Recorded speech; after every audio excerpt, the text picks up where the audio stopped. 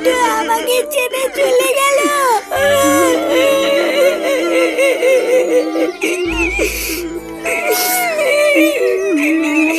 ফুটো তুই আমাকে ছেড়ে চলে গেলি বাবা।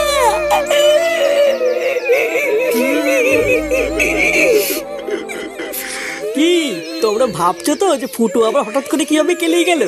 চলো সবার আগে দেখে নি যে কি এমন হয়েছিল যার জন্য ফুটুর আজকে এই অবস্থা।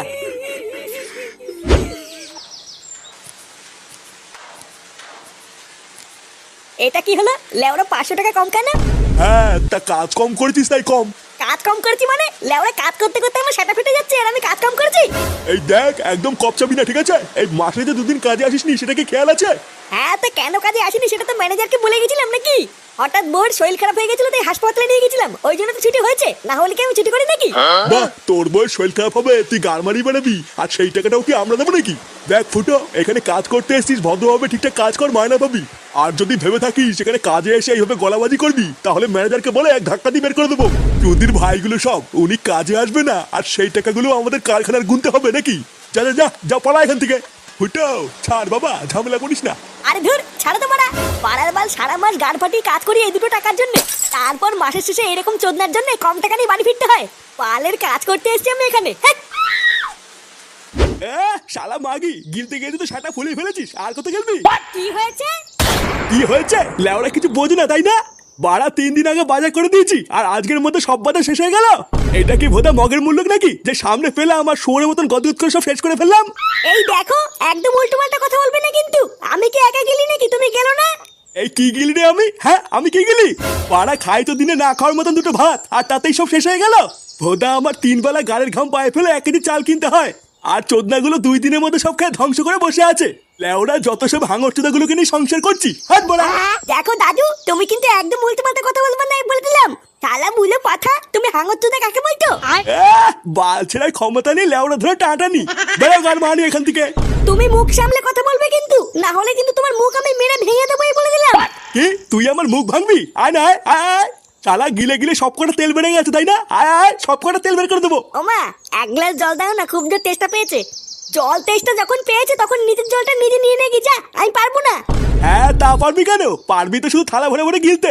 বাড়া তোর বারো শুধু বাপটা তো শুধু গিলার জন্য আমার কাছে পাঠিয়েছে, আর কি বলছিতে পাঠিয়েছে? কি তোমার এত বড় সাহস, তুমি আমার বাবা তুলে কথা বললে? হ্যাঁ, বেশ করেছি বলেছি। কি করবি তুই আমার? হ্যাঁ, কি গো, একটু জল দাও তো, খুব জোর জল তেষ্টা পেয়েছে। দেখছো না আমি একটা কাজ করছি? রান্না ঘরে গিয়ে নিজে গিয়ে নিয়ে নাও, গিয়ে যাও। নিজে গিয়ে নিয়ে নেবো মানে? বাড়া দেখছো না আমি একটা কাজ করে এসেছি? লেওরা কি এমন বালের কাজ করছো যে তোমার একটু জল দিতেও কষ্ট হচ্ছে? কাজ করে এসছে তা কি এমন বালের কাজ করে ফিরলে শুনি যে নিজের বউয়ের একটা শখ পূরণ করতে পারো না? শালা একটা কাপুরুষ, ঘরের বউ ছাড়া তো আর কারোর সামনে মুখ খোলে না। সেই সকাল থেকে রান্না করা বাসন মাজে আমি একা একা সব কাজ করি, তারপরেও তোমার মা এসে যা নয় তাই বলে যায়, তারপরে তুমি এসেও যা নয় তাই বলো। আমি কি এইসব দেখার জন্য তোমার এই বাড়িতে এসেছি নাকি? হ্যাঁ, উনি নাকি আবার কাজ করে এসছে, বড় কাজের ভাতার।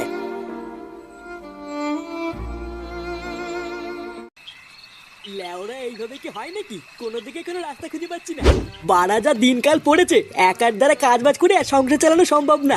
কয়েকদিন ধরে চারিদিকে এত ঘোরাঘুরি করছি, ভোদার আবার তাও কোনো কাজ পাচ্ছি না। হ্যাঁ রে পল্টু, কথাটা তুই খারাপ বলিসনি। দেখ না, আমি কি কাজের কম চেষ্টা করছি নাকি? কিন্তু ওই যে ভালো কোনো কাজই পাচ্ছি না।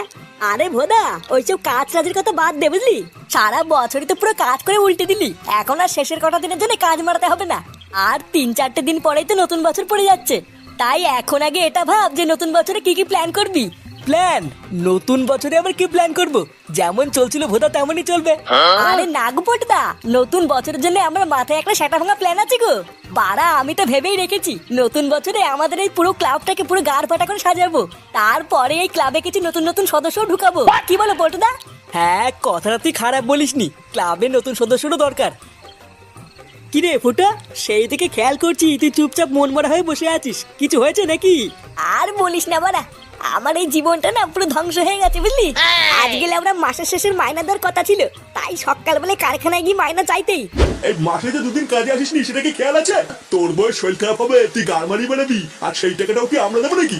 দেখ ফুটো, এখানে কাজ করতে এসেছিস, ভদ্রভাবে ঠিকঠাক কাজ কর, মায়না পাবি। আর যদি ভেবে থাকিস সেখানে কাজে এসে এইভাবে গলাবাজি করবি তাহলে ম্যানেজারকে বলে এক ধাক্কা দিয়ে বের করে দেবো। এটাই তো হয় রে, আমাদের মতন গরিবদের সাথে এটাই হয়। বাড়া তোমার বাড়িতে বা সংসারে কি কি সমস্যা হচ্ছে তাতে বাইরের কারোর কিছু যায় আসে না। তুমি খেয়ে আছো না খেয়ে আছো তাদের ওদের কোনো বাল ছেড়া যায় না, ওরা তো শুধু নিজেরটাই বোঝে। হ্যাঁ, তারপরে শোন না আরো কি কি হয়েছে। মায়না পেয়ে মন খারাপ করে বাড়ি ফিরতে না ফিরতেই দেখি মা আর বাবা ঝামেলা করছে। আমি শুধু মাকে গিয়ে একটু বলেছি, ও মা এক গ্লাস জল দাও না, খুব জোর তেষ্টা পেয়েছে। জল তেষ্টা যখন পেয়েছে তখন নিজের জলটা নিজে নিয়ে নে যা, আমি পারবো না। কি গো একটু জল দাও তো, খুব জোর জল তেষ্টা পেয়েছে। দেখছো না আমি একটা কাজ করছি, রান্না ঘরে গিয়ে নিজে গিয়ে নিয়ে নাও, যাও। এ কি রে ফুটো, এ তো দেখছি তোর বাড়িতে তোর কোনো দামই নেই। পাড়া তুই সারাদিন এত কষ্ট করে পরিশ্রম করে কাজ বাজ করে বাড়ি গেলি, আর তোকে কেউ এক গ্লাস জল পর্যন্ত দিল না। বাড়া আমাকে কেউ এক ফোঁটাও ভালোবাসে না জানিস। আমি সারা দিন রাত এত কষ্ট করে পরিশ্রম করি, তাও বাড়িতে আমাকে এক ফোঁটাও কেউ দাম দেয় না। আমি তো ঠিক করে নিয়েছি, আমি লাউডার এখানে থাকবো না, আমি অনেক দূরে চলে যাব। নে রে, এ তো আবার মাগি মানুষের মতন কান্না শুরু করে দিল। না রে ফুটকে, তুই ফুটোর কষ্টটা বুঝবি না। দাঁড়া ফুটো, তুই কান্না করিস না। তোকে বাড়িতে কেউ ভালোবাসে কি বাসে না সেটা পরীক্ষা করার জন্য আমার মাথায় একটা হেভি প্ল্যান আছে। প্ল্যান? কি প্ল্যান? তবে শোন, প্রতিদিনের মতন তুই কালকেও সকাল সকাল কাজে বেরিয়ে যাবি, বুঝলি? তারপর আমি আর ল্যাংচা তোর বাড়িতে গিয়ে ডাকবো, কাকু ও কাকু, কাকু তাড়াতাড়ি বাইরে আসো কাকু। এই কি হয়েছে না বাড়া, এত চিল্লামিল্লি কিসের? সকাল সকাল গাড়ওয়ানি গুলো, তোদের কি আর কোনো কাজ নাই নাকি? আরে কাকু, ওইদিকে বিশাল বড় বিপদ হয়ে গেছে, তাড়াতাড়ি চলো। বিপদ? কিসের বিপদ? বাড়াগুলো তোকে সকাল সকাল ঠাট্টা করছিস নাকি রে? যা তো বলে যা, এখন কথা বলে টাইম নেই, অনেক কাজ পড়ে আছে। আরে কাকু, আমরা মজা করছি না, কারখানায় যাওয়ার পথে ফুটো রাস্তায় অ্যাক্সিডেন্ট হয়েছে। কি? ফুটোর অ্যাক্সিডেন্ট হয়েছে মানে? হ্যাঁ গো কাকু, তাড়াতাড়ি চলো, আমাদের ফুটো মনে আর বেশিক্ষণ বাঁচবে না। এইসব তোরা কি অলক্ষণী কথা বলছিস? এইসব হতে পারে না। এই গিন্নি, এই কই গো গিন্নি, তাড়াতাড়ি এসো। আমাদের সর্বনাশ হয়ে গেছে গো গিন্নি, আমাদের সর্বনাশ হয়ে গেছে। আমাদের ফুটো অ্যাক্সিডেন্ট করেছে গিন্নি।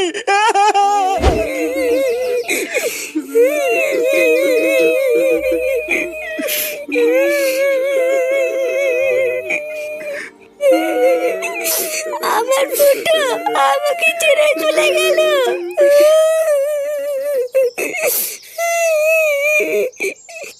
আপনি কান্না করবেন না মা, আপনি কান্না করলে আমার খুব কষ্ট হয়।